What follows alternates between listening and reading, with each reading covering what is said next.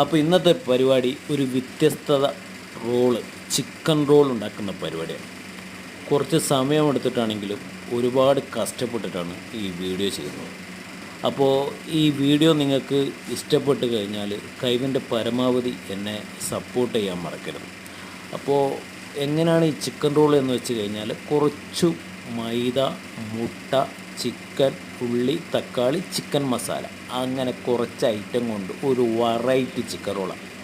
Chicken റോളെന്ന് വെച്ച് കഴിഞ്ഞാൽ സാധാരണ രീതിയിൽ ഉണ്ടാക്കുന്ന ചിക്കൻ റോളല്ല. ഈ ചിക്കൻ റോളൊന്ന് വ്യത്യസ്തമായിട്ടുള്ള ഒരു ചിക്കൻ റോളാണിത്.